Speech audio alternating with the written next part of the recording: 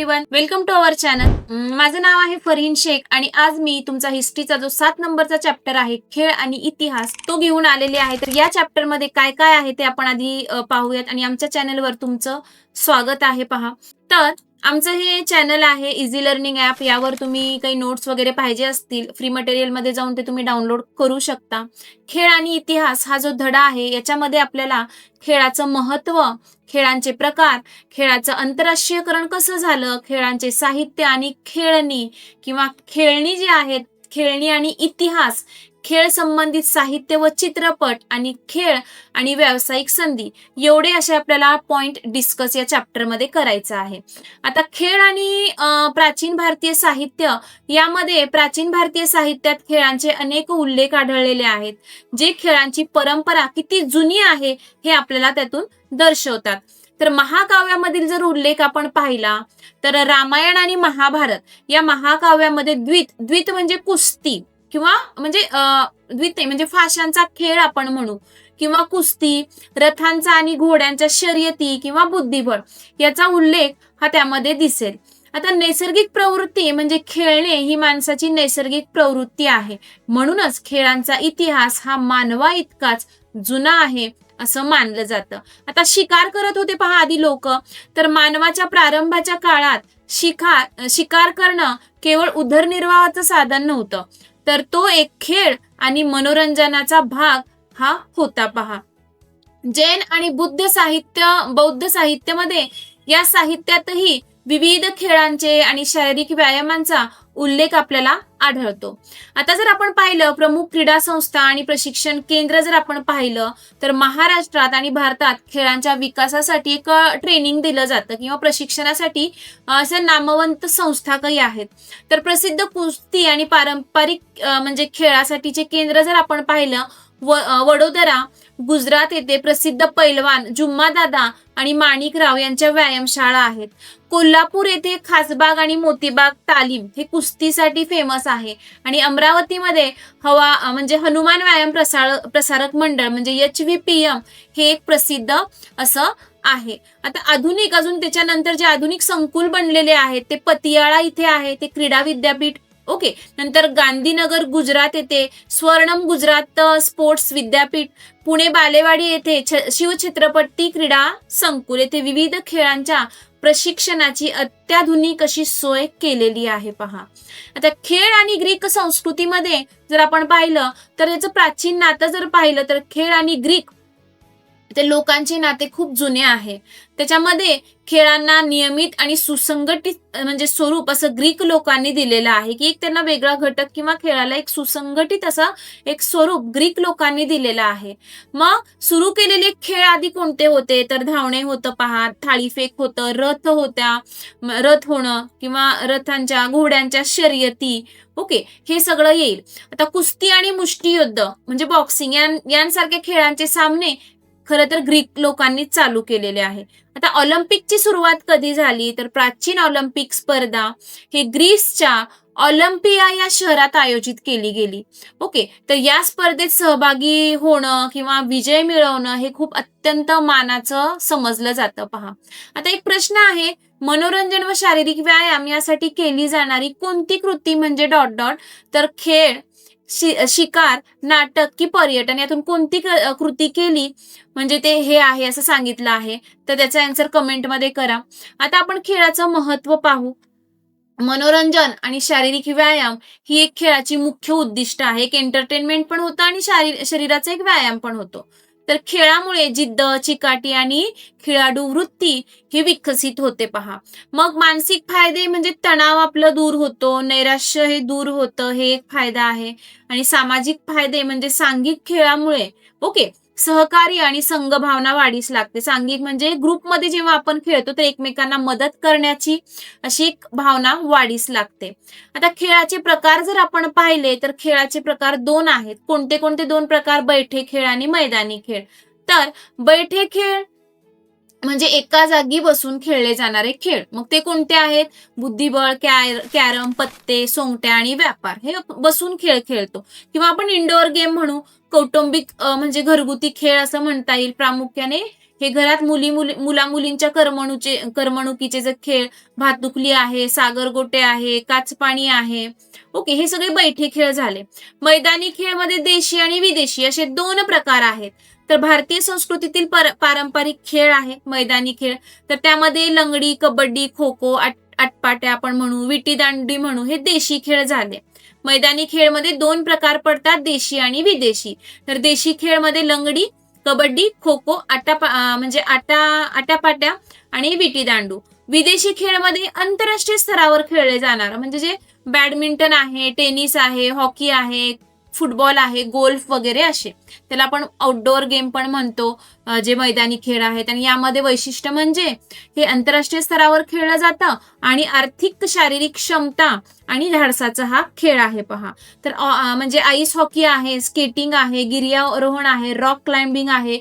तर हे थोडंसं साहसी खेळामध्ये येऊ शकेल. आता बैठे खेळ किंवा इंडोअर गेम असं म्हटलं तर बैठे खेळ म्हणजे एका जागी बसून खेळायचं खेळ किंवा घरामध्ये. बुद्धिबळ हे खेळ आहे तर बुद्धीला चालना देणारा जागतिक स्तरावर गाजलेला खेळ. पारंपरिक खेळ पत्ते, सोंगट्या, कॅरम आणि काचकवड्या. विशेष खेळ मध्ये सागरगोटे हा खेळ प्रामुख्याने मुली खेळतात. ओके, भातुकली हा लहान मुलींचा खेळ समजला जातो. छोटी छोटी भांडी वगैरे असतात पहा, ते कुटुंबातील सगळे सहभागी होऊ शकतात. कौटुंबिक सोहळ्यामध्ये भाऊला भाऊलीचं लग्न करतात. ओके, म्हणजे हा एक आनंदाचा सोहळा असा टाईपमध्ये खेळलं जातं.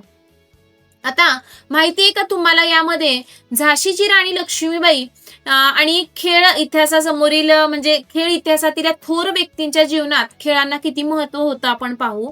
त्याचं उत्तम उदाहरण म्हणजे आपल्या झाशीची राणी. ओके, त्यांची दिनचर्या होती कशी होती, किंवा विष्णू भट्ट गोडसे यांनी त्यांचा माझा प्रवास या पुस्तकात त्यांनी राणी लक्ष्मीबाईंची एक दिनचर्या लिहिली पहा. तर त्यांना व्यायामाची आवड होती. लक्ष्मीबाईंना व्यायामाची आणि शरीराची अत्यंत आवड होती. ओके, मग त्यांचा दैनंदिन म्हणजे काय होतं त्यांचं एक रुटीन. त्या पहाटे लवकर उठायच्या. हे मल्लखांब आहे, मल्लखांबशी जाऊन 2 घटका किंवा थोडा वेळ, एक अर्धा तास त्या कसरत करत होत्या पहा. मैदानी कौशल्य म्हणजे मल्लखांबाच्या व्यायामानंतर त्यानंतर घोडेसवारी करायच्या होत्या, म्हणजे करत होत्या की घोड्यावर त्या लगेच चक्कर मारायचे किंवा हत्तीवर बसून ते फेरफटका मारत होत्या. आहार आणि दिनचर्यामध्ये शारीरिक मेहनतीनंतर त्या खुराकाचे खाणं आणि दूध पिऊन त्या स्नान हे करत होत्या. ओके, आता जर तुम्हाला या नोट्स पाहिजे असेल तर आमच्या इझी लर्निंगच्या चॅनलवर भेटतील पहा. त्यामध्ये फ्री मटेरियल मध्ये, फ्री कंटेंट मध्ये जा. नंतर तुम्हाला 10th महाराष्ट्र बोर्ड यामध्ये जाऊन तुम्हाला इथं दिसेल सेमी इंग्लिश वगैरे आणि इतिहास, भूगोल आणि राज्यशास्त्र असे फोल्डर, त्यामध्ये नावं दिसतील, तर तिथून तुम्ही नोट्स डाउनलोड करू शकता. मैदानी खेळ, देशी मैदानी खेळ म्हणजे लंगडी, कबड्डी, आटापाट्या आणि खो खो म्हणजे देशी खेळ झाले. विदेशीमध्ये आपण बॅडमिंटन, टेबल टेनिस, हॉकी वगैरे पाहिलं. शारीरिक कौशल्यावर म्हणजे ज्याला म्हणजे शारीरिक असं कौशल्य लागतं ते मल्लखांब आहे, दोरीवरचा मल्लखांब आहे, जिम्नॅस्टिक आहे किंवा पोहणं. याच्यामध्ये शारीरिक व्यायाम किंवा शारीरिक कसरत लागते पहा. साहसी खेळमध्ये थोडंसं डेंजरस असतं. स्केटिंग आहे, स्कीकिंग आहे म्हणजे घसरण्याच्या शर्यती आहे, आईस हॉकी आहे, प्रस्तरारोहण आहे, क्लाइम्बिंग आपण म्हणू, आणि मोटारीच्या शर्यती. ओके, आता प्राचीन ऑलिम्पिक स्पर्धा कोणत्या ग्रीक शहरात घेतली जात असे तर अथेन्स, स्पार्टा, ऑलिम्पिया किंवा रोम कोणत्या शहरात घेतली जाते हे तुम्ही मला कमेंटमध्ये सांगा. आणि मला एक तुम्हाला सांगायचं आहे, हे आमचे गेल्या वर्षीचे मुलं आहेत पहा. हे आमच्याकडे गेल्या वर्षी वर्षभर शिकून यांनी बेस्ट असा रिझल्ट काढलेला आहे. त्यामध्ये गुंजन व्यास आहे, तिने 100 आउट ऑफ 100 मार्क घेतलेले आहेत. नंतर सेमी इंग्लिशचा व्यंकटेश आहे, त्याने पण 100 आउट ऑफ 100 मार्क घेतलेले आहेत. 127 विद्यार्थी आमचे असे होते की त्यांनी 90+ म्हणजे ते टक्के गेलेले आहेत त्यांचे मार्क. 203 स्टुडंट असे होते की 85% वर त्यांनी मार्क घेतलेले आहेत. आणि 31 विद्यार्थी असे होते की त्यांनी आपल्या शाळेत पहिला रँक घेतलेला आहे. आणि तुम्ही नेक्स्ट असू शकता. तुम्ही जर आमच्यासोबत जर असं वर्षभर शिकला तर तुम्ही पण या लिस्टमध्ये नेक्स्ट असू शकता. आणि ही आमची एक सुपर अशी टीचर्सची टीम आहे. जे सेमीचे आहेत त्यांना सेमीसाठी स्पेशल शिकवलं जातं, जे मराठीमध्ये विषय आहेत ते, आणि इंग्लिश मिडियमवाल्यांना इंग्लिशचं. अशा प्रकारे आम्ही अभ्यास कव्हर करून घेतो. जर तुम्ही बॅच घेतली तर आमच्या बॅचमध्ये काय भेटणार, तर तुम्हाला लाईव्ह क्लास भेटतील on each and every topic. प्रत्येक एक टॉपिकवर तुमचं लाईव्ह होणार.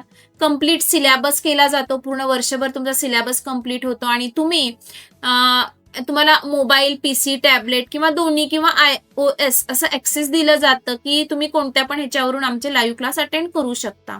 रेकॉर्डिंग ऑफ ईच क्लास, प्रत्येक क्लासची तुम्हाला रेकॉर्डिंग ही भेटणार. जर एखादा क्लास मिस झाला तर तुम्ही ते रेकॉर्डिंग नंतर पाहू शकता. Chapter wise live doubt clearing session जर आपण पाहिलं तर प्रत्येक एक चॅप्टर झाल्यानंतर आपल्याला लाईव्ह सेशन मध्येच आम्ही डाऊट क्लिअर करून घेतो. ओके. तर नंतर आहे पर्सनल मेंटॉरशिप. प्रत्येक शिक्षकांचा तुम्हाला पर्सनली नंबर दिला जातो आणि तुम्ही तिथं पण डाऊट क्लिअर हे करू शकता. आणि सगळ्यात बेस्ट म्हणजे टेस्ट सिरीज आहेत आमच्याकडे. ऑब्जेक्टिव्ह आणि सब्जेक्टिव्ह टेस्ट ह्या घेतल्या जातात आणि त्या टेस्ट आम्ही चेक पण करून देतो. तर अजून काही बॅच रिलेटेड तुम्हाला इन्फॉर्मेशन पाहिजे असेल तर नक्कीच या नंबरवर तुम्ही कॉन्टॅक्ट करा आणि माहिती मिळवा. नेक्स्ट आपण पाहूयात मल्लखांबाची निर्मिती आणि इतिहास कसा आहे. तर मल्लखांब हा कुस्तीला पूरक असा अत्यंत महत्वाचा भारतीय व्यायाम प्रकार आहे. पहा, याच्या निर्मितीबद्दल रंजक माहिती आपण खालीलप्रमाणे पाहू की कशी निर्मिती झाली. तर श्रीमती मनीषा बाठे यांच्या संशोधनानुसार मल्लखांबचा इतिहास लिहिला गेला. तर उत्तर पेशवाई काळात मल्लविद्यागुरु बाळभट्ट देवधर यांनी मल्लखांब आणि त्यातील काही पकडीची निर्मिती केली की कशा प्रकारे ते पकडावं लागतं. तर ह्यांना प्रेरणा कुठून भेटली. तर बाळभट्ट दादांना हा व्यायाम प्रकार वानरांच्या झाडांवरून म्हणजे पाहून की वानर कसं इकडच्या तिकडं झाडावरून उड्या मारतात पण त्यांची ग्रीप कशी असते, तर ते वानरांच्या झाडांवरील क्रीडा पाहून त्यांना ते सुचलं असं त्यांनी नमूद केलं. ओके. तर ह्याच्यातून त्यांना मल्लखांबची प्रेरणा आली. महत्व म्हणजे कुस्तीगीरांना चपळता आणि ताकद मिळवण्यासाठी मल्लखांब हा अतिशय पूरक असा व्यायाम ठरतो असं आहे. आता खेळाच्या स्पर्धा जर आपण पाहिल्या तर जागतिक मान्यतामध्ये आपण जर पाहिलं आज खेळाच्या स्पर्धांना जागतिक स्तरावर मोठी मान्यता आहे. पहा, प्रमुख आंतरराष्ट्रीय स्पर्धामध्ये ऑलिम्पिक आहे, आशियाई खेळ आहे किंवा आपण एशियाड म्हणतो त्याला. दिव्यांगांच्या पण ऑलिम्पिक स्पर्धा असतात. म्हणजे पॅरालिम्पिक म्हणतो आपण. क्रिकेट विश्वचषक अशा स्पर्धा आहेत. ओके. आणि जागतिक पातळीवर त्या आयोजित केल्या जातात. पहा, विविध खेळांचे सामनेमध्ये हॉकीचे आहेत, कुस्ती, बुद्धिबळ यांसारख्या खेळांच्या स्पर्धा पण आंतरराष्ट्रीय स्तरावर ह्या घेतल्या जातात. आणि लोकप्रिय खेळ भारतामध्ये हॉकी आणि क्रिकेट जर हे पाहिलं तर आपल्या भारतामध्ये ते फेमस किंवा अत्यंत लोकप्रिय असा खेळ क्रिकेट आणि हॉकी आहे. राष्ट्रीय खेळ आपल्या भारताचा हॉकी आहे. स्पर्धेचं स्तर मध्ये या खेळांच्या स्पर्धा स्थानिक, शहर, तालुका, जिल्हा किंवा राज्य किंवा राष्ट्रीय या आंतरराष्ट्रीय अशा सर्व स्तरांवर घेतल्या जातात. पहा, करिअरची संधीमध्ये मराठी आणि आंतरराष्ट्रीय स्पर्धा गाजवणाऱ्या खेळाडूंना या क्षेत्रात उत्तम असं करिअर करण्याची संधी ही नक्की भेटते. आता एक बॉक्स आहे, माहिती का तुम्हाला, मेजर ध्यानचंद यांचं. तर हॉकीचे जादूगार म्हणून त्यांना ओळखलं जातं. भारतीय हॉकी खेळाडू मेजर ध्यानचंद यांना हॉकीचं जादूगार म्हटलं जातं. ऑलिम्पिक सुवर्णपदे यामध्ये त्यांच्या नेतृत्वाखाली भारतीय हॉकी संघाने 28 मध्ये, 1928 मध्ये, 1932 मध्ये आणि 1936 मध्ये ऑलिम्पिक मध्ये एक सुवर्ण पदक घेतलेली आहेत मेजर ध्यानचंदच्या नेतृत्वाखाली. गोलची संख्या त्यांनी त्यांच्या कारकिर्दीत हॉकीमध्ये 400 पेक्षा जास्त असे गोल केलेले आहेत. ओके. नंतर राष्ट्रीय क्रीडा दिन म्हणून मेजर ध्यानचंद यांचा जन्मदिवस साजरा केला जातो. 29 ऑगस्ट हा राष्ट्रीय क्रीडा दिन म्हणून आपण सेलिब्रेट करतो. पहा, ते मेजर ध्यानचंदच्या त्या दिवशी बर्थडे असतो, तर तो दिवस आपण 29 ऑगस्ट हा राष्ट्रीय क्रीडा दिन म्हणून आपण सेलिब्रेट करतो. आता खेळाचं आंतरराष्ट्रीयकरण कसं झालं तर 20व्या आणि 21व्या शतकात खेळाचं मोठ्या प्रमाणावर जागतिकीकरण झालं. त्यामध्ये डायरेक्ट लाईव्ह टेलिकास्ट आपण पाहतो, जसं की ऑलिम्पिक आहे, एशियन गेम्स आहे, ब्रिटिश राष्ट्रकुल असतील, विम्बल्डनच्या सारख्या स्पर्धा आहेत. ओके. आणि क्रिकेट, फुटबॉल असेल, लॉन टेनिस या सामन्यांचे थेट प्रक्षेपण दूरदर्शन व इतर वाहिन्यावरून जगभर एकाच वेळी ते केलं जातं. Okay, live. त्यामुळे म्हणजे ज्या जगांचा त्या खेळात सहभाग नाही म्हणजे ते लोक कसं प्रेक्षक म्हणून त्याचा आनंद घेतात, कारण ते आपण लाईव्ह, आता एखादा आपण मॅच वगैरे पाहतो, आपला देश खेळत नसला तरी आपण पाहतो. ओके. तर ते थेट प्रक्षेपणामुळे पण खेळाचं आंतरराष्ट्रीयकरण झालेलं आहे. जे हौशी खेळाडू आहे ते सामने बघून खेळ शिकण्यासाठी प्रयत्न करतात, की ज्यांना खेळाची आवड आहे आणि मला शिकायचं आहे. ओके, त्यामुळे ते मॅचेस किंवा जे पण सामने आहेत ते बघून खेळ शिकतात. प्रेक्षक म्हणजे जे फक्त मनोरंजनासाठी पाहतात, की ज्यांना फक्त पाहण्यासाठी किंवा एक एंटरटेनमेंटसाठी ते पाहणं. ओके, व्यापारी कंपन्या यामध्ये सामन्यांकडे जाहिरातीची मोठी संधी म्हणून पाहतं. ज्या व्यापारी कंपन्या आहेत, समजा तुम्ही पाहिलं असेल क्रिकेट वगैरे असतं तेव्हा ते 4 वगैरे जातं पहा, तिथं अशा सगळ्या ऍडव्हर्टाईज लावलेल्या असतात वेगवेगळ्या कंपन्यांच्या.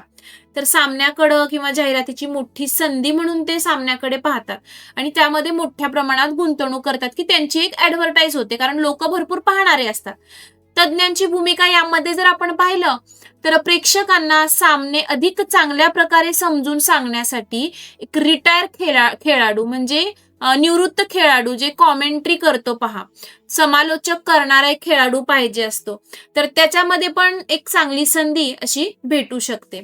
आता एक प्रश्न आहे, मेजर ध्यानचंद हे कोणत्या खेळाचे प्रसिद्ध खेळाडू म्हणून होते? तर क्रिकेट, कबड्डी, हॉकी किंवा फुटबॉल हे कोणत्या खेळाचे प्रसिद्ध खेळाडू होते हे मला कमेंटमध्ये सांगा.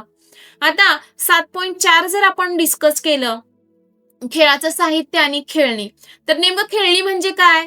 तर लहान मुलांच्या करमणुकीसाठी किंवा शिक्षणासाठी रंगबिरंगी असे विविध साधने, उपकरणे वापरली जातात, त्यांना आपण काय म्हणतो? खेळणी म्हणतो. आहेत ना आता खूप सारे, आता नर्सरी वगैरे मुलं असतात पहा, त्यामध्ये ब्लॉक्स वगैरे आहेत, असे कलरफुल अशी खेळणी आहेत. ओके, त्यांना आपण खेळणीच म्हणतो. प्राचीन खेळणी, जुन्या काळात कसं होतं, आधी नव्हतंच हे ब्लॉक्स वगैरे काही आता जे आहे. तर आधी कसं होतं, प्राचीन स्थळांच्या उत्खननामध्ये असं म्हणजे दिसून आलं, की मातीपासून बनलेले अनेक खेळणी सापडले. इथं पिक्चरमध्ये दिसत आहे पहा. तर ही खेळणी प्रामुख्याने हाताने किंवा एक साचा आपण म्हणू, तर त्या साच्याच्या साह्याने केलेली ही खेळणी आहेत. हे जुन्या काळात अशा प्रकारची खेळणी हे उत्खननामध्ये हे सापडली गेलेली आहेत.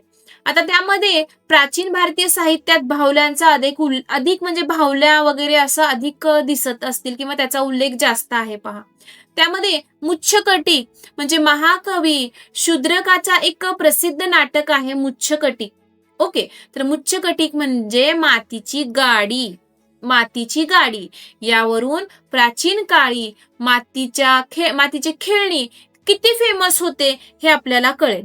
ओके, मुच्छकटिक म्हणजे एक मातीची गाडी आपण म्हणू, मग त्यावरून आपल्याला कळतं की प्राचीन काळामध्ये कसं म्हणजे मातीची खेळणी तयार केली जात होती. आता खेळणी आणि इतिहासमध्ये जर आपण पाहिलं, खेळणी केवळ मनोरंजनाचा साधन नसून त्यातून इतिहास समजण्यास आपल्याला मदत होतं, की कोणत्या कधीचं आहे वगैरे काय. तर सांस्कृतिक दर्शनमध्ये खेळण्यामुळे त्या काळातील धार्मिक आणि सांस्कृतिक स्थितीवर एक प्रकाश पडतो पहा. तर तंत्रज्ञानाच्या प्रगतीमध्ये काय आहे, तर उत्खननात मिळालेल्या खेळण्याच्या रचनेवरून ओके, त्या काळातील लोकांची तांत्रिक कौशल्य म्हणजे ते कसं त्यांनी बनवलंय, चाके असलेली खेळणी वगैरे ते जर पाहिलं तर आपल्याला ते प्रगती कळते कशी होती. आता आंतरराष्ट्रीय संबंधामध्ये इटलीतील पॉम्पेई शहरात उत्खननात एक भारतीय हस्तिदंत बाहुली सापडली. तर या पिक्चर मध्ये तुम्हाला दिसेल ते पॉम्पेईमध्ये ही बाहुली सापडली होती आणि कुशाण काळातील ती असेल असा समज आहे. यावरून भारत आणि रोम यामध्ये किती छान संबंध होते किंवा कसे घनिष्ठ संबंध होते आपल्याला यावरून हे नक्कीच लक्षात येऊ शकतं पहा. आता एक प्रश्न आहे, खेळांचे आंतरराष्ट्रीयकरण झाल्यामुळे खेळाडूंचे कौशल्य पणाला लागतं, हे कोणत्या माध्यमातून अधिक सुलभ होते? तर रेडिओ आहे, वर्तमानपत्र आहे, दूरदर्शन व इतर वाहिन्या आहेत की पत्रव्यवहार आहे? तर हे आन्सर तुम्ही कमेंटमध्ये करा. आता 7.6 जर आपण डिस्कस केला, खेळ आणि संबंधित साहित्य व चित्रपट क्रीडा साहित्य, तर यामध्ये खेळाशी संबंधित विपुल असे साहित्य उपलब्ध आहेत. खेळाचा इतिहास सांगणारी काही पुस्तके आहेत, कोश आणि व्यायामांचे ज्ञानकोश यांसारखे काही ग्रंथ आपल्याला त्यामध्ये दिसतील. आता कोश वाङ्मयमध्ये खेळाच्या नियमावली आणि इतिहासावर आधारित अनेक असे कोश आपल्याला दिसून येतील. जर आपण चित्रपट म्हणू किंवा बायोपिक्स मध्ये जर आपण पाहिलं तर अलीकडच्या काळात प्रसिद्ध खेळाडूंच्या जीवनावर आधारित अनेक चित्रपट आहेत, जसे की मेरी कॉम आहे, दंगल आहे, भाग मिल्खा भाग आहे किंवा MS धोनी आहे, हे एक आपण पाहू शकतो. तर हे चित्रपट बनवताना त्या काळातील अचूक इतिहास हा माहिती असला पाहिजे. नेमकं भाग म्हणजे मिल्खा हे कसे होते, त्यांचा पेहराव कसा होता, त्यांची हेअरस्टाईल कशी होती, त्यांचा वेशभूषा कशी होती, हे सगळं माहीत असणारा एक जाणकार पाहिजे असतो आणि त्याचा तो अभ्यास करावा लागतो. तेव्हा हे चित्रपट किंवा बायोपिक्स हे आपण बनवू शकतो पहा. आता 7.7 जर आपण पाहिलं तर खेळ आणि व्यावसायिक संधीमध्ये खेळ आणि इतिहास या विषयाचा अभ्यास करणाऱ्या विद्यार्थ्यांना म्हणजे भरपूर अशा संधी आहेत. तर एक संधी म्हणजे क्रीडा पत्रकारिता.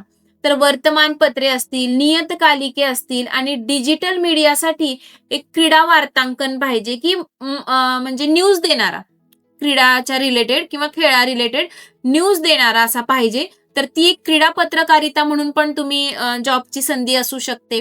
समालोचक म्हणजे कॉमेंट्री करणारा, सामन्यांचं थेट लाईव्ह प्रक्षेपण करताना त्या खेळाचा किंवा त्या ग्राउंडचा इतिहास सांगणारा किंवा खेळाडूंची आकडेवारी सांगणारा असा तज्ञ असा कॉमेंट्री करणारा किंवा समालोचक हे पाहिजे असतो पहा. आता संग्रहालय तज्ञामध्ये क्रीडा संग्रहालयामध्ये ऐतिहासिक वस्तूंचं जतन करण्यासाठी आपल्याला तज्ञाची नियुक्ती करावी लागते. आता चित्रपट आणि माध्यम सल्लागार यामध्ये पण पाहिजे एक म्हणजे यामध्ये पण जॉबच्या संधी आहेत. त्या कशा, तर खेळावर आधारित जे चित्रपट आहे, जसं आता आपण पाहिलं भाग मिल्खा भाग आहे, मेरी कॉम आहे, दंगल आहे, तर या खेळावर आधारित चित्रपट आणि मालिका बनवताना ऐतिहासिक संदर्भातील एक सल्लागार म्हणून काम करू शकणारा एक व्यक्ती पाहिजे असतो तज्ञ. नंतर प्रशिक्षक आणि पंच म्हणजे राष्ट्रीय आणि आंतरराष्ट्रीय स्तरावर व्यावसायिक संधी हे म्हणजे हे प्रशिक्षक आणि पंच यांना पण आंतरराष्ट्रीय राष्ट्रीय स्तरावर ह्या व्यवसायाच्या संधी ह्या मिळू शकतात पहा. आता जर आपण पाहिलं खेळ आणि इतिहास यामध्ये रोजगाराच्या संधी, तर तज्ञ समीक्षक ओके, ते आपण पाहिलं की एक समालोचक करणारा, प्रसार माध्यमामध्ये दूरदर्शन आणि 24 तास सुरू असणाऱ्या क्रीडा वाहिन्यामुळे खेळाडूंची नोंदणी ठेवणारा एक विश्लेषकांना मोठी मागणी म्हणून रोजगार संधी मिळू शकते. ओके, मध्ये खेळामध्ये पंचांना स्थान आहे महत्वाचं. आवश्यक परीक्षा देऊन त्याच्यासाठी एक परीक्षा द्यावी लागते, तेव्हा जिल्हा, राज्य आणि आंतरराष्ट्रीय स्तरावर पंच म्हणून म्हणजे करिअर करता येतं पहा. शासकीय प्रोत्साहनमध्ये खेळाडूंना प्रोत्साहन देण्यासाठी सरकारी आणि खाजगी संस्थातर्फे पण शिष्यवृत्त्या आहेत. जसं तुम्ही आता शाळेत वगैरे गेम्स खेळता ओके, तर ते तुम्ही जिल्हा लेवल राज्य स्तरावर वगैरे गेल्यानंतर काहीतरी त्याच्या शिष्यवृत्त्या वगैरे आहेत. ते नोकरीमध्ये त्यांना राखीव जागा देण्याच्या पण तरतुदी या सरकारने काढलेल्या आहेत. तर थोडक्यात सांगायचं तर खेळ केवळ मनोरंजनाचं साधन नसून त्यामध्ये समीक्षक असणं, पंच असणं आणि विश्लेषक असणं म्हणून उत्तम करिअरच्या संधी या तुम्हाला खेळातून भेटू शकतात. आता एक प्रश्न आहे, झाशीची राणी लक्ष्मीबाई पहाटे उठून कोणता व्यायाम प्रकार करत होता? तर योगासन करत होत्या, धावत होत्या, मल्लखांब करत होत्या की पोहत होत्या? तर हे तुम्ही कमेंट्समध्ये मला नक्की सांगा. आता एक बॉक्स आहे पहा, माहिती आहे का तुम्हाला? यामध्ये तुम्हाला दिसत असेल बाळ पंडित यांचा एक फोटो आहे. ते एक समालोचन आणि खेळाचा इतिहास यांचा संगम कसा होतो याचं एक मस्त असं उदाहरण आहे पहा.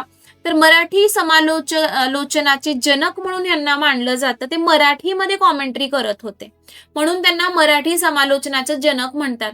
क्रिकेट सामन्यांचे मराठी भाषेत समालोचन करण्याची परंपरा ही बाळ पंडित यांनी खऱ्या अर्थाने फेमस आहेत किंवा लोकप्रिय केली. आता आकाशवाणीचा जो काळ होता, ज्या काळात टीव्ही नव्हत्या, त्या काळी लोक काय करत होते, आकाशवाणीवर किंवा रेडिओवर धावते वर्णन ऐकण्यासाठी जीवाचं कान किंवा अत्यंत उत्सुकतेने ते ऐकत होते. फक्त आकाशवाणीवर त्यांचं हे चालायचं कॉमेंट्री वगैरे. तेव्हा तर लोक कुठूनही धावत येऊन यांच्या कॉमेंट्रीसाठी खास येत होते. का बरं? तर त्यामध्ये तो इतिहासाचा वापर, बाळ पंडित केवळ खेळाचं वर्णन करत नव्हते, तर ते ऐतिहासिक काही माहिती देत होते त्या ग्राउंड बद्दल, त्या मैदानाबद्दल, त्या खेळाडूबद्दल, खेळाडूंचं वैयक्तिक काही गोष्टी ते त्या कॉमेंट्री मधून किंवा समालोचनातून सांगत होते. ओके, खेळाशी संबंधित काही जुन्या आठवणी ते त्यातून सांगत होते आणि पूर्वीचा पूर्ण रेकॉर्ड प्रस्थापित किंवा विक्रम ते सगळं ते कॉमेंट्रीमध्ये हे सुंदररित्या सांगत होते. म्हणून ते एक मराठी समालोचनाचे जनक असं त्यांना बाळ ज पंडित यांना म्हणतात. महत्व म्हणजे त्यांना खेळाचं आणि खेळाच्या इतिहासाचं उत्तम असं नॉलेज होतं आणि त्यांचं समालोचन त्यामुळे अजून जास्त रंजक आणि एक नॉलेजेबल किंवा ज्ञानवर्धक असं होत होतं पहा. आता नवीन संस्कृतीच्या आरसामध्ये खेळ हे केवळ शारीरिक करमणूक नसून ते मानवी संस्कृती आणि इतिहासाचं बिंब आहे पहा. इतिहासाची साधनेमध्ये खेळ, प्राचीन साहित्य, खेळाच्या परंपरा ही इतिहासाची महत्वाची भौतिक साधने आणि लिखित साधने आहेत. जागतिक एकात्मतामध्ये जर पाहिलं, ऑलिम्पिक सारख्या आंतरराष्ट्रीय स्पर्धामुळे जगातील विविध देश आणि संस्कृती या खेळाच्या माध्यमातून एकत्र येतात. व्यावसायिक संधीमध्ये जर आपण पाहिलं तर इतिहास आणि खेळ यांचा समन्वय साधल्यास क्रीडा पत्रकारिता, समालोचन, संशोधन यांसारख्या क्षेत्रात आपण उज्ज्वल भवितव्य हे घडवू शकतो, हे आपल्याला या धड्यातून कळलेलं आहे. एकच संदेश या धड्यातून जाईल, खेळामुळे केवळ शरीर सुदृढ होत नाही, तर त्यातून आपल्याला आपल्या गौरवशाली इतिहासाची आणि परंपराची ओळख होते, हे नक्की आपल्याला या धड्यातून कळालं असेल. आता जर आपण स्वाध्याय पाहिला तर दिलेल्या पर्यायापैकी योग्य पर्याय निवडून विधाने पूर्ण करा. यामध्ये ऑलिम्पिक स्पर्धाची परंपरा डॉट डॉट येथून चालू झाली. महाराष्ट्रात तयार होणाऱ्या लाकडी बाहुलीला कोणती बाहुली म्हणतात ते तुम्ही लिहू शकता. आता प्रत्येक स्टेटमध्ये वेगवेगळं नाव आहे. तर आता चुकीची जोडीमध्ये मल्लखांब, वॉटर पोलो, स्केटिंग, बुद्धिबळ हे कोणत्या प्रकारचं खेळ आहे ते सांगा. टिपा लिहामध्ये प्रश्न येऊ शकतो, खेळणी आणि उत्सव किंवा खेळ आणि चित्रपट. सकारणमध्ये सध्याच्या काळामध्ये खेळाचं अर्थकारण बदललेलं आहे. खेळण्याद्वारे इतिहासावर प्रकाश पडतो, कारण लिहा. नंतर पुढील प्रश्नांची 25 ते 30 शब्दात उत्तरे लिहामध्ये खेळाचं महत्व आपल्याला स्पष्ट करायचं आहे. खेळातून व्यावसायिक संधी कशा प्राप्त होतात हे थोडंसं तुम्हाला सविस्तर मध्ये हे लिहिणं आवश्यक आहे. आता एक सविस्तर उत्तरे द्यामध्ये भारतातील खेळाच्या साहित्याच्या इतिहासाविषयी माहिती लिहा. खेळ आणि इतिहास यांचा संबंध काय, किंवा मैदानी खेळ आणि बैठी खेळ यांचा तुम्हाला फरक स्पष्ट करायचा आहे. तर आता तुम्ही रेकॉर्डिंग मध्ये मला पाहत आहात. तुम्हाला जर असंच माझ्याकडून लाईव्ह शिकायचं असेल तर नक्कीच आमची बॅच घ्या आणि असा जो रिझल्ट तुमच्या समोर आहे तो रिझल्ट तुम्ही नक्कीच घेणार. ओके, गुंजन आहे 100% प्लस, व्यंकटेश आहे 100%, व्यंकटेश आहे 100%. ओके, तर असे काही स्टुडंट आहेत आणि 90 विद्यार्थी आहेत, ते म्हणजे 127 90% आहेत. 203 विद्यार्थी 85 प्लस आहेत आणि 31 स्टुडंट आहेत की ते त्यांच्या शाळेतून हे म्हणजे टॉपर्स आहेत आणि नेक्स्ट तुम्ही असू शकता, हे गॅरंटी. तर आता हे तुम्हाला जर काही बॅच रिलेटेड एन्क्वायरी करायची असेल तर एज्युकेशनल काउन्सिलरशी नक्कीच कॉन्टॅक्ट करा. तिथून तुम्हाला सगळी इन्फॉर्मेशन ही भेटून जाईल. तर असंच आपण भेटूया. धन्यवाद. असंच आपण भेटूयात नेक्स्ट क्लासमध्ये किंवा नेक्स्ट असा मी 8वा धडा घेऊन येणार आहे. तर तोपर्यंत चॅनलला लाईक, शेअर आणि सबस्क्राईब करा. धन्यवाद.